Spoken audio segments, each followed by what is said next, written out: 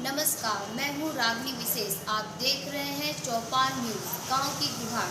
आज मैं बात करने वाली हूँ सावित्री देवी जी से, जो कि एक सोशल एक्टिविस्ट हैं, जिन्होंने आयुष्मान भारत योजना के तहत बेहतरीन कार्य किया, जिसके लिए इन्हें कानून मंत्री रविशंकर प्रसाद जी के द्वारा सीएससी के कार्यक्रम में सम्मानित किया गया। सावित्री जी, आपका हमारे कार्यक्रम में बहुत बहुत स्वागत है। Thank you. सावित्री जी, जैसे कि आप जो है कि अपने जब आपने कैरियर एक स्टार्ट किया, जब आप एक विद्यार्थी जीवन में रहीं, ठीक है, तो आपका स्टार्टिंग से ही इसमें इंटरेस्ट था कि आपका कुछ ऐसे घटनाओं का आपने दृश्य देखा जिसके बाद आपका मन बदल गया कि नहीं, मुझे समाज के लिए कुछ करना है। सोशल एक्टिविस्ट आप जिस उम्र में हुई, उसके पीछे क्या वजह रहा, क्या कारण रहा, किस वजह से आपका रुझान? मैंने समाज में बहुत सा घटना में आज से नहीं, मैं बचपन से देखते आ रही हूँ और अभी भी देख रही हूँ। और हमेशा मेरा सपना था कि मैं कभी ना कभी ऐसा कुछ काम करूँ कि जिनका हर दुख, जो किसी को तकलीफ़ मिलती है, महिलाओं को, हर गांव में भी जाते हैं। हम अपने नगर चौपन में भी रहते हैं। चौपन में भी बहुत से घटना हम देखे हैं।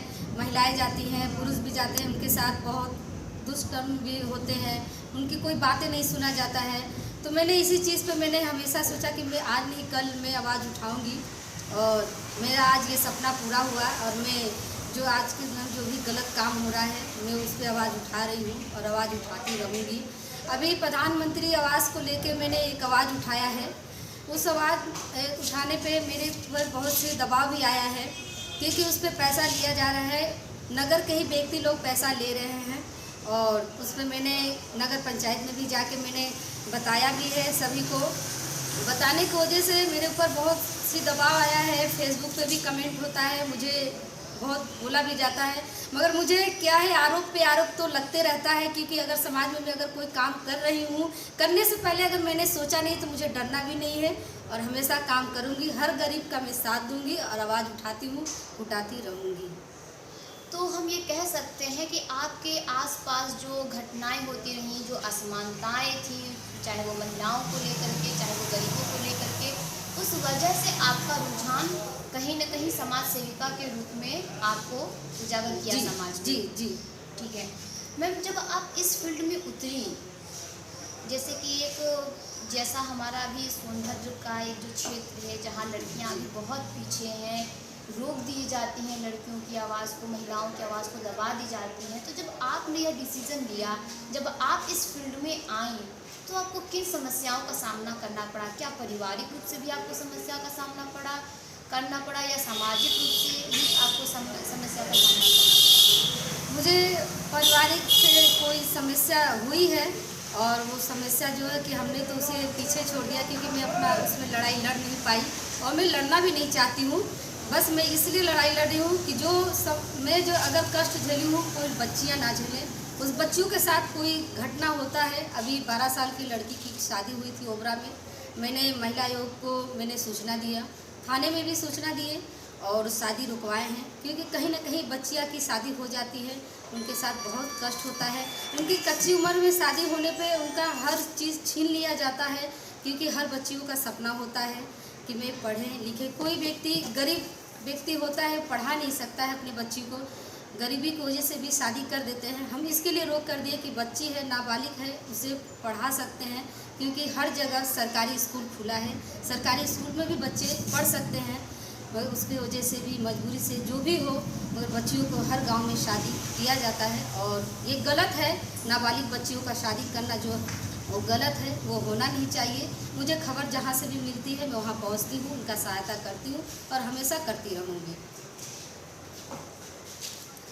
मैम, आवाज़ को लेकर के जिस तरीके से आपने मुद्दा उठाया कि लोकल वसूली हो रही है, धांधली हो रही है, उसको लेकर के उसको आप पूरा हमारे दर्शकों को बताइए कि आपके क्षेत्र में क्या समस्याएं आ रही हैं और किन लोगों के थ्रू वसूली हो रही है।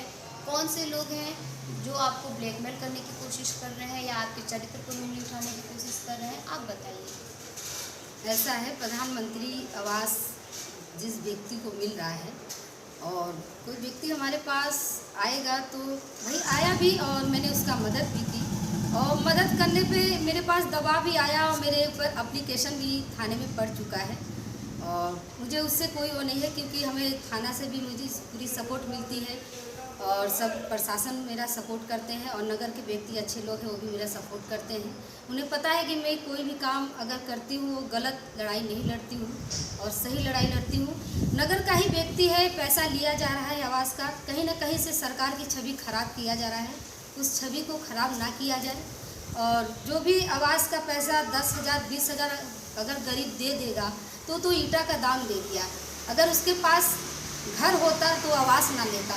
इसीलिए सरकार ने आवास जो दिया है रहने के लिए वो बना नहीं पा रहे हैं, और जो बना पा रहे हैं उसे पैसा लेके धमकी देके कहते हैं कि अगर आवास आप नहीं लेंगी और अगर आप लेना चाहती हैं तो मुझे पैसा दीजिए।